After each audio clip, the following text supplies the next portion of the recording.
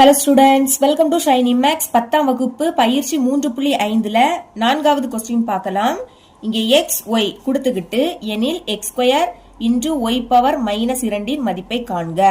இதோட மதிப்பை தான் கண்டுபிடிக்கணும். சரிங்களா? முதல் எக்ஸ் ஒய் அதோட மதிப்பை எடுத்து எழுதியாச்சு. இப்போ எக்ஸ் ஸ்கொயர் ஒய்யின் அடுக்கு -2 இதோட மதிப்பை தான் கண்டுபிடிக்கணும். எக்ஸ் ஸ்கொயர் அப்படியே இருக்கட்டு, ஒய்யோட அடுக்குல மைனஸ் இருக்கு, அதனால் பிளஸ்ஸா மாற்றணும். அதுக்கு என்ன பண்ணணும்னா, இப்போ இது பைக்கு மேலே இருக்கா, பைக்கை கீழே எழுதிட்டேன்னா மைனஸ் ப்ளஸ் ஆகிடும். பைக்கு கீழே ஒய் எழுதிருங்க. பைக்கு கீழே வந்தனால மைனஸ் என்ன ஆயிடுச்சு, ப்ளஸ் ஆயிடுச்சு. +2 ப்ளஸ்னா ப்ளஸ் குறியீடு போடாண்டா 2 மட்டும் எழுதிக்கோங்க. இதே இது பைக்கு கீழே இருக்கும்போது அடுக்குல மைனஸ் இருந்துன்னா அதை மேலே கொண்டு போகும்போது ப்ளஸ் ஆகிடும். இப்போ 2 ஸ்கொயர் இருக்கா, அதனால பொதுவாக ஹோல் ஸ்கொயர் எழுதிக்கலாம். அதுக்கு முன்னாடி மேலே எக்ஸ் இருக்கு, கீழே ஒய் இருக்கு. இப்போ பொதுவாக ஹோல் ஸ்கொயர் எழுதிக்கலாம். இனி மதிப்பை பிரதியிடுங்க.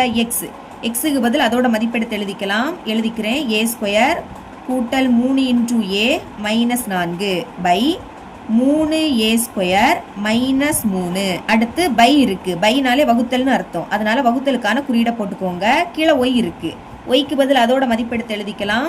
எழுதிக்கிறேன். ஏ ஸ்கொயர் கூட்டல் 2 × a -8 பை கீழே என்னது இருக்கு, 2a ஸ்கொயர் -2 × a -4. மறக்காம ஹோல் ஸ்கொயர் போட்டுக்கோங்க. இப்போ மேலே இருக்கிறது அப்படியே இருக்கட்டு. அடுத்த ஸ்டெப்ல காரணிப்படுத்தலாம். ஏ ஸ்கொயர் கூட்டல் 3 × a -4.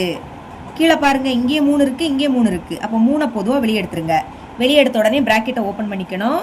இங்க இருந்து 3 வெளியே எடுத்தா பாக்கி என்னது இருக்கும், ஏ ஸ்கொயர் இருக்கும். சென்டர்ல மைனஸா 3 தான் இருக்கு, அதை வெளியே எடுத்தா பாக்கி 1 இருக்கும்.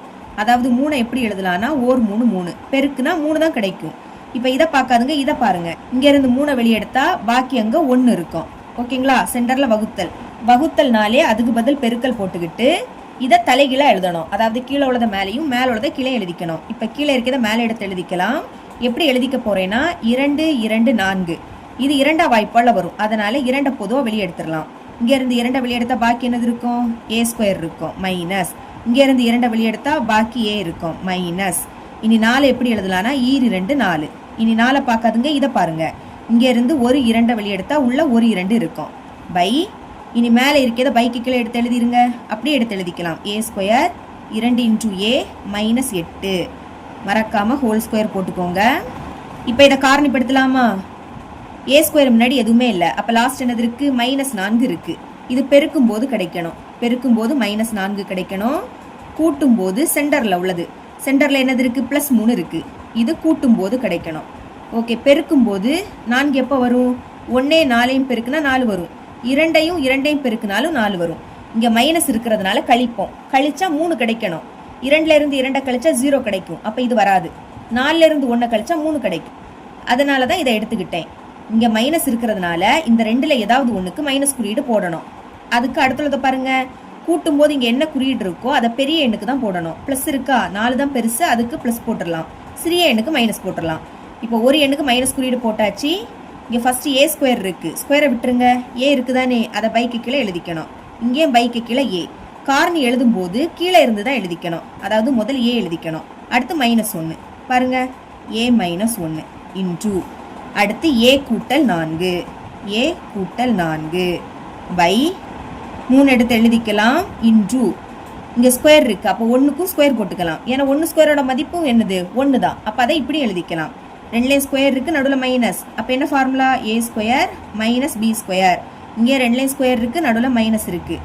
இதை எப்படி எழுதிக்கலாம்னா, ஏ கூட்டல் b இன்டு ஏ -b. அதாவது ஸ்கொயரை விட்டுறணும், பாக்கி என்னது இருக்கு, ஏ -b. இனி மைனஸ் இருக்கக்கூடிய பிளேஸ்ல பிளஸ் எழுதிக்கணும்.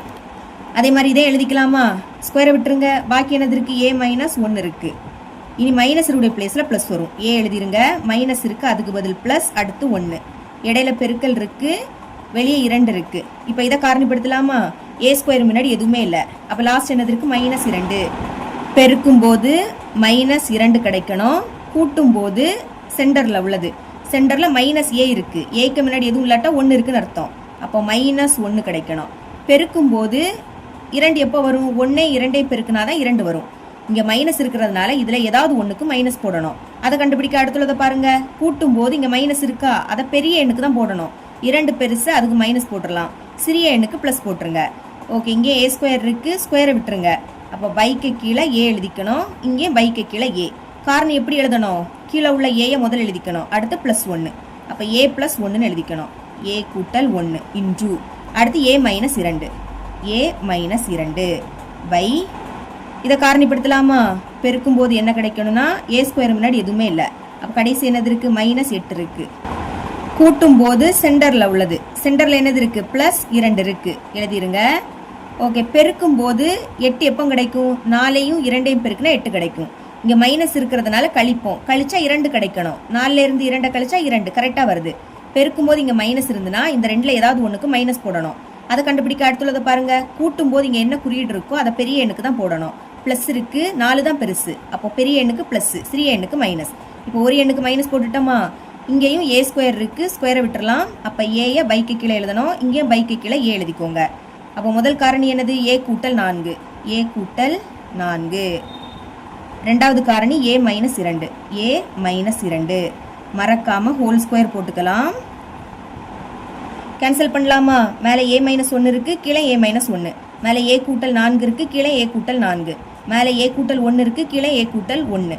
மேலே ஏ மைனஸ் 2 இருக்கு, கீழே ஏ மைனஸ் 2. இதுக்கு மேலே கேன்சல் பண்ண முடியாது. இப்போ மேலே பாக்கி 2 இருக்கா, கீழே 3 இருக்கு. மறக்காம ஹோல் ஸ்கொயர் போட்டுக்கணும். இப்போ இந்த ஸ்கொயர் ரெண்டுக்குமே பொதுவு, அதாவது 2 எழுதிக்கிட்டு அதுக்கும் ஸ்கொயர் போட்டுக்கணும், 3 எழுதிக்கிட்டு அதுக்கும் ஸ்கொயர் போட்டுக்கணும். இப்போ 2 ஸ்கொயரோட மதிப்பு என்னது? 4 பை 3 ஸ்கொயரோட மதிப்பு 9. இதுதான் x² y⁻2 - 2ஓட மதிப்பு. இவ்வளோ தான் இந்த சம்.